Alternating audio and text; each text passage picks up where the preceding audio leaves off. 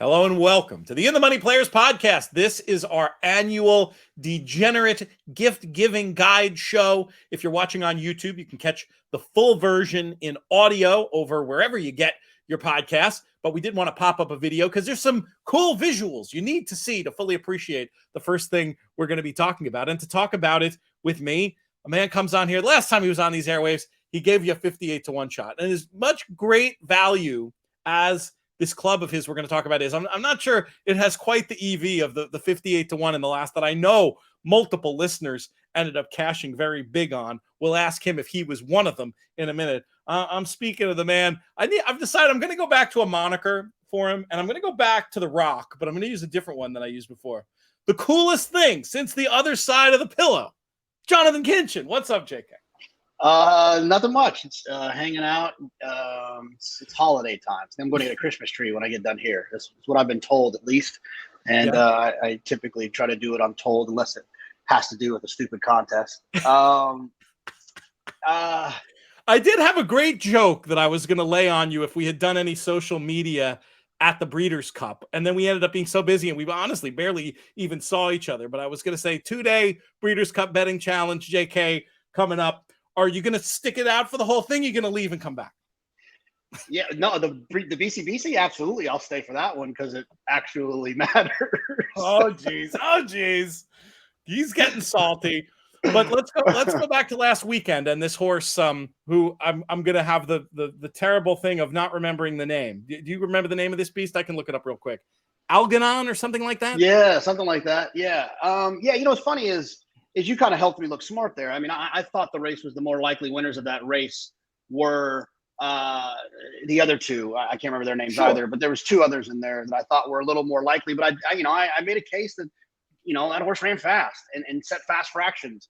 And in turf sprints, people who listen to this show or watch the Fox shows, I'm screaming at the top of my lungs all the time about, well, who's the best speed or who's going to get the kind of that outside stalking trip. Now this horse was drawn inside, but I've always put speed in turf sprints very high on the list of things that matter. And in fact, speaking of that contest, that irrelevant contest, when I got 2 entries to the final table, when I got 2 entries to the final table, I'm feeling like whatever. It's long enough away now. Okay. It's okay.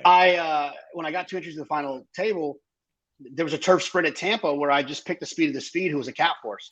That I used on both entries. And so from that point forward, it's always kind of stuck in my brain about that. And I felt like that horse was the speed of the speed. So to answer your question, no, I didn't score at all. It was a hard sequence. I think I missed a couple of times. Oh, it was the gate scratch that cost me. Ultimately, at the end of the day, the gate scratch was frustrating. No good. The whole race changed. It's one of those things that is just one of the perils of horizontal wagering. You just had no way of knowing in the end what that race was. No, and to be fair, even with better technology and like an alternate selection situation or whatever, I still probably wasn't there. So I didn't like that Roddy Valenti horse. So I'm glad some people scored. It always feels good when we have these shows and we can kind of point some people in some directions that help them score out. Well, hopefully Roddy Valenti won't be crossing you off the holiday card list for not liking his horse, but we will proceed to talking about holiday gifts for the horse player in your life or for yourself. A topic we're going to have Jennifer Kelly on the audio version later. She's done a great job the last few years rounding us up with books, movies, etc., trinkets, all kinds of good stuff. But I don't think I've ever had you on the show, or I haven't for a while. I did want to get a little bit of a sense of what your, do you have any go-to horse player-y type gifts that you either give to people or like to get yourselves? And we'll leave out the JK collection and the club. We'll get to that. Yeah. We'll talk more generally first.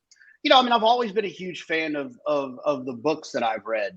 I've even had some good books given to me as gifts for Christmas. And in fact, this is a serious situation. And we didn't plan this at all. But I was given the winning contest player that you wrote as a gift. I read it, and wanting to beat Christian after watching Horseplayer is why I started playing in contests. And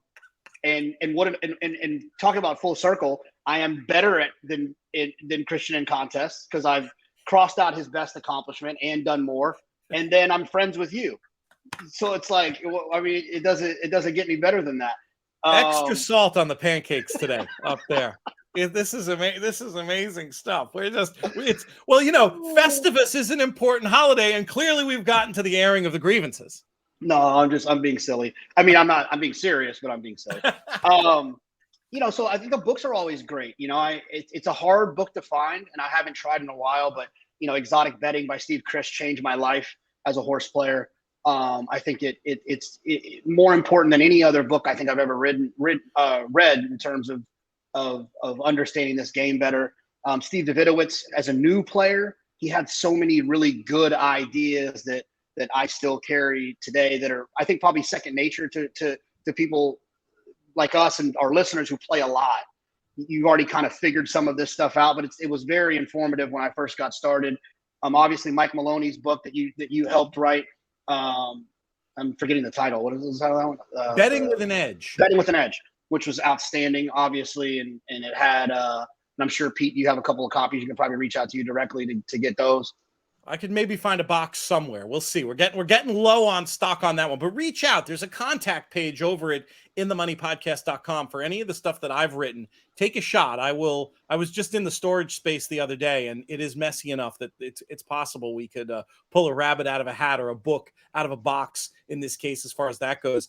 Exotic Betting, it's a shame that that's so hard to find. And that one, I don't know if there's I don't think there's an e-version of. At some point in our lives, when we get a little bit down the road, I'd love to do something a bit more serious with the In the Money Press concept and bring classic books like that back into print. The Davidowitz book, Betting Thoroughbreds, it might be one of the older versions. The most recent update that was a DRF press might be hard to find, but I would say look for that. And I'll tell you what, the buyer books, just go right back to the buyer books, especially the later ones when Andy sort of evolved from speed figures are the one true thing that matters. When the market sort of caught up to that idea, he put some really wonderful flourishes in a book like The Winning Horseplayer and Buyer on Speed, and things that still resonate today. And even though you make the point about the Davidowitz book that a lot of these things are going to be second nature, that's true. But I'm always amazed when I go back and read one of those classic books. There's some fundamental idea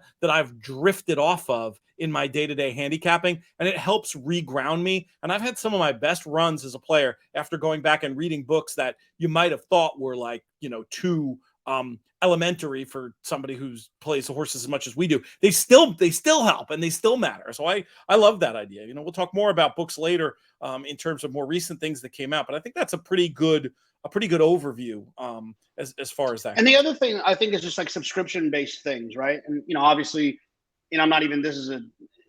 I would, whatever. In the Money Plus is something you could obviously do. There was a shameless plug, but it's obviously something you can give to friends. Plug.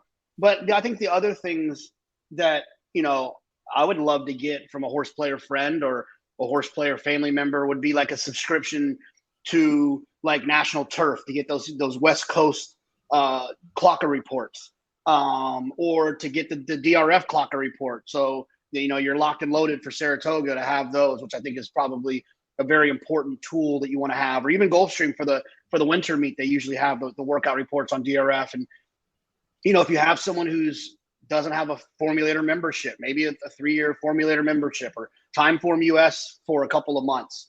Yeah. There's a lot of different things I think that you could give that, are fun. Those are great ideas. If you're somebody who attends the races live, another fairly obvious one, I'll go old school here, but having a good pair of binoculars at Saratoga when I was watching races live again for the first time in many, many years, that's always something to think about as well. It makes a real difference in your understanding of the race. And people will think we planned this, and I swear we didn't. And I'm glad I might have forgotten to even mention this, but In the Money Plus is a good call, because I think what we're going to do is we are going to increase the price. We've had a lot of feedback that people are like, people, paying customers are telling us we're not charging enough. So I do think we're going to up the price for 2023, but we're still going to do that thing where if you get in now, we will grandfather you for forever. So you can still get the 15 a month, 150 for as long as you want it if you jump in now. So that's not a bad idea at all. We'll have some more details on that, but it's a good time to sign up for inthemoneypodcast.com/plus. And for folks who don't know what that is, we give little digests of all the picks, extra content. We had an extra show for Thanksgiving Day with Frank McGoey and Scott Shapiro, which was a lot of fun covering that racing. And then around the big events, that's, I think, where it pays the most dividends, where you've got Kentucky Derby, extra content, Breeders' Cup, extra content, including this year a roadmap to win the Breeders' Cup betting challenge with Drew Coatney's picks. So there's some fun stuff going on, and we just love, and obviously, we love the support, and what it enables us to do is just like pay more contributors and do a lot more content that we couldn't afford to do, essentially. So anyway, they're the end of shameless plug. Anything else in this realm, JK, holiday gift wise, or should we get down to what we really came here to shamelessly plug? Yeah, let's do it. All right. Well, we have had a collaboration with Old Smoke, and there are still a few of our just In the Money t-shirts available, which you can find at inthemoneypodcast.com/Old Smoke.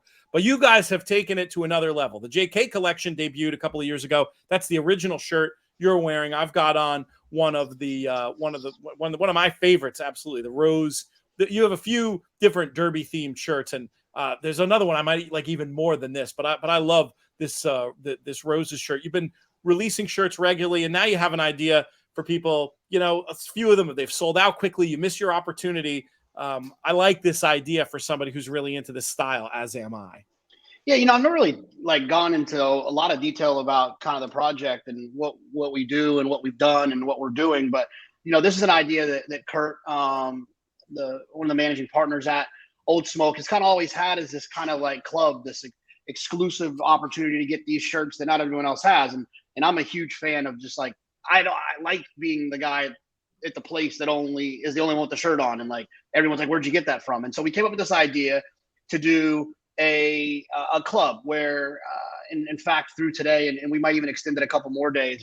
It's normally going to be $300. We're going to run it all the way until the end of the year, so it'll be closed on January 1st.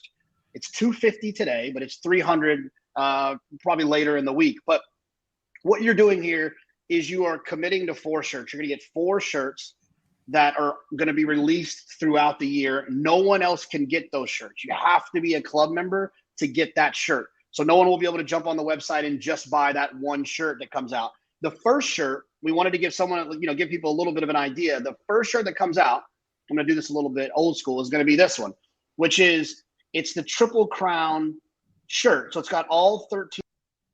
Oh, JK, I messed you up there. I removed. I was trying to make you full screen. Now people can see. So it's all 3 Triple Crown silks, all 13, excuse me, on crowns. Awesome. So you see American Pharaohs in there, Justify, Seattle. They're all in there. And so that'll be the first shirt that comes out. Some of the other ideas that we've been tossing around is kind of maybe a special edition like Saratoga shirt with the canoe, highlighting some Travers winners. We've got a shirt that we've really wanted to do for a long time, which is it's got the Derby winners silks incorporated in it. All the Derby winners since 73, I think we went back. A real hush hush one we've been working on for a very long time.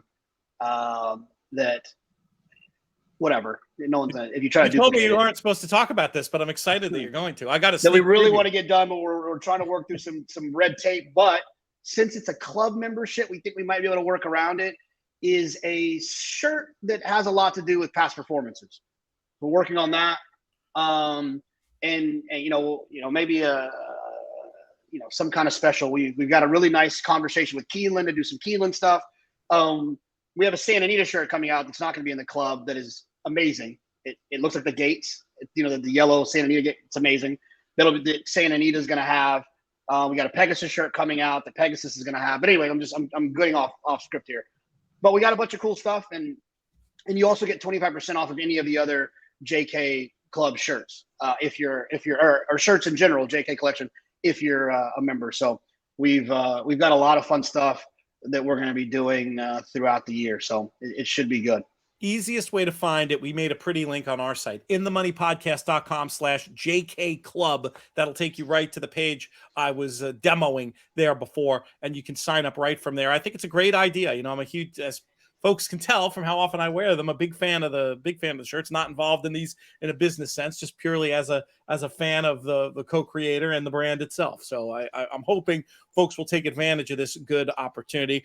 Let's just chat for a few more minutes, JK, since we can. I have a couple of notes here. One is to just ask you about where your horse playing is going to take you the rest of the year. Are you in a lull? I know we have the last really big NYRA weekend coming up. We're going to have Steve Christ, who you mentioned before, on with me late week to talk about those big races. I assume you'll be getting involved there. What about the rest of the year? Yeah, I'm really excited about a horse in Cigar Mile. So I think there'll be a significant look at doing something on Cigar Mile Day. It's always such a fun day. NYRA starts to kind of wind down their kind of fall meet and roll right into the winter. I'm excited about Zandon. You know, he's the type of horse that he always showed how much talent he had, and he's just never really seen his races through at these longer distances, the 1.8 miles, the 1.25 miles. He always ranges, looks like he's going to be dangerous, and then just kind of flattens out a little bit. And he reminds me of a horse like Frosted, right? Where Frosted was that horse who was always ranged in the Derby. I remember Travis Stone famously saying Frosted heating up. And he did it in all of his races throughout his career. And then once he found that one-turn mile in the Met Mile, he was gone. And he had one of the most devastating performances of his career, the most devastating of his career, one of the most devastating we've seen in the Met Mile. And I'm hoping, you know, that Zandon can kind of do something similar to that with that change in distance, that cutback. So I'm going to try to build a lot around him come Saturday. And you know, and as far as that, you know, one of my favorite days in racing is the day after Christmas. And from what I understand, it's gotten a little bit better. It's opening day at Santa Anita. It's also going to be opening day of the championship meet at Gulfstream. So they're going to both be running that day. So you don't have to wait until if you're on the East Coast until 3:00 to get started. You'll have some action earlier in the day. So, you know, those are kind of the two big highlights to kind of wrap up the year. Those are some of my favorite days. And then we'll roll right in. Next thing you know, it'll be Pegasus, and we'll be rolling right into the Derby preps. It's going to be interesting to see these races at NYRA this weekend. There's only a few probable for the Demoiselle, Tribal Queen, Julia Shining, and Foggy Night listed on the Horse Racing Nation probables by our in the money adjacent friend Rogue Clown, aka Rowan Ward. For the Remsen right now, the ones listed as probable: Tuskegee Airmen, Quick to Accuse, Prove Right, Midnight Trouble, W. Nell, and Arctic Arrogance. And then the race that JK seems to have the most interest in from this far out, the Cigar Mile, looking right now at Get Her Number, Zandon, White Abario, Obesos, Mind Control, Double Crown, and Baby Yoda. Does seem to me, hearing that list of probables, JK, I'm going to take a guess that your confidence in Zandon went up. Nothing against the rest of that field, but Zandon has the potential to be a bit of a standout in there for you. Yeah, I mean, Baby Yoda had a couple of good races this year, but has also had a couple of clunkers. So I'll bet that that Baby Yoda will kind of clunk again, and having a real horse like Zandon chasing him, even if he does kind of show up a little bit. I think Zandon is sitting on a big opportunity to cut back here, and it's a conversation that I know Chad's been thinking about for a while now, and you know, he feels like that's an opportunity that could work out. I kind of tend to agree. I'm with you on Boxing Day, December 26th. That's going to be a lot of fun. We'll I'm sure going to have a ton of coverage. That was actually the first show. I'm pretty sure the first show we ever did on the In the Money Media Network. We'll air some more grievances after being informed, 2 days before Christmas that the deal we'd been negotiating for 6 months wasn't going to happen by the old employer. We decided not to waste any time and just jump right in with a new show. On Christmas Eve, previewing that Santa Anita opening day. I'm sure we'll be doing that again.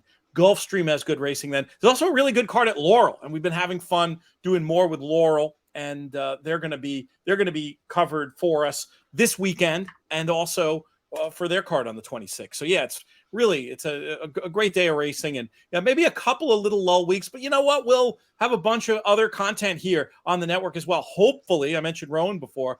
Hopefully they'll be wanting to do another Christmas quiz episode. That was so much fun last year. And then we'll come up with some other year in review stuff I'll save any year in review material, JK, with the hopes that we're going to have you on one more time before it's all said and done. Is that reasonable?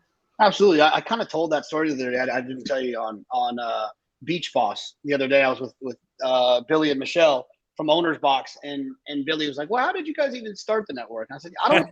We kind of hinted at it. We never really fully told the story, but it's like I remember where I was. I was hanging out in this like private like study room at this new beautiful Austin library, and you called me, and you were like, you've hinted at it before, so I don't mind sharing it. You're like, man, I think that DRF's they're not gonna renew my deal, and I think whatever. And I was like, damn, really? And I was like, well, I'm still on a deal until like the middle of next year. So I emailed them being like, hey guys, can you let me out of my deal? And they were like, sure, no problem.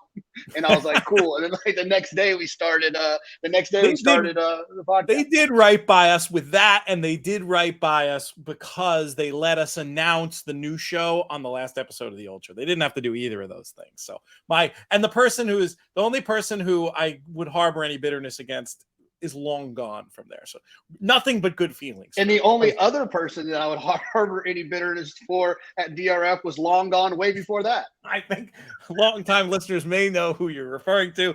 Every grievance aired on this show. While we're getting into nonsense, have you taken Austin to see Wakanda Forever yet? Yes, we did. We went and saw it at Alamo Drafthouse, my favorite movie theater in the world. It started in Austin. There is some in the city now. Yeah, we go all the time here. Yeah, so we went and hit Alamo, and it was fun. Yeah, we had a good time. It's a good movie. Yeah, it was very, very entertaining. Hard to match the heights of the first, but I thought, especially under the circumstances they had, they dealt with Mr. Boseman's passing very, very well, and it was an entertaining movie. Another good addition to that universe. For more additions to the In the Money universe, check the YouTube channel, rate, review, and subscribe for us. We appreciate that. Let us know in the comments on YouTube too your favorite quote unquote degenerate, and of course we use that term with love, holiday gift. We'd love to hear from you over there. And for much more than that, wherever you get your podcasts, In the Money Media, inthemoneypodcast.com, etc. JK, we'll get you on one more time in December, I swear. But it's been super fun working with you on this show and all year long. Keep finding those 50-to-1 shots. I'll keep trying.